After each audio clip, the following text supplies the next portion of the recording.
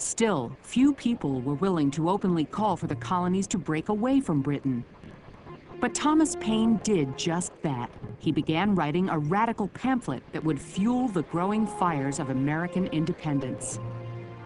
In January 1776, after almost every typesetter in Philadelphia had refused to touch his treasonous work, one rebel printer finally agreed to publish it. Paine called his pamphlet Common Sense. In its 47 pages, he attacked the notion that England's king had the right to govern the American colonies. He urged the colonies to break away from England and establish their own country. 120,000 copies of Common Sense were printed in just 3 months.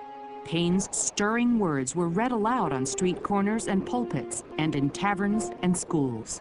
Tom Paine was saying in this pamphlet what a lot of people were now thinking but had hardly dared to say out loud. In other words, that the colonies were at war with England.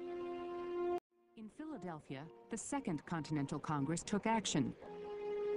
On June 7, 1776, Richard Henry Lee introduced a resolution that the United Colonies are and of right ought to be free and independent states. Congress appointed a 5-man committee to compose a formal Declaration of Independence. The committee's youngest member, a Virginian named Thomas Jefferson, wrote the first draft. During 2 hot June days and nights in a second-story rented room, Jefferson produced one of the most important documents in American history.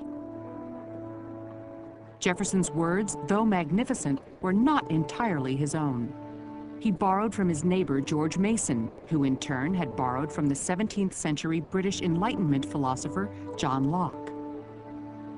Just weeks earlier, Mason had written in the preamble to the Virginia Constitution, "All men by nature are equally free and independent and have certain inherent rights, namely the enjoyment of life and liberty." After hours of debate, Congress passed the resolution for independence. The 13 English colonies now called themselves the United States of America. On July 4th, John Hancock became the first to sign the Declaration of Independence. Inspired by the Enlightenment and Locke's ideas on natural rights, the document defined the ideals of the new nation: equality, inalienable rights, and the ability of the citizens to alter or abolish the government if it hindered these rights. George Washington had the inspiring Declaration of Independence read aloud to his soldiers. In New York City, people celebrated by pulling down a statue of King George III. They melted its 2 tons of lead into musket balls for the American Army.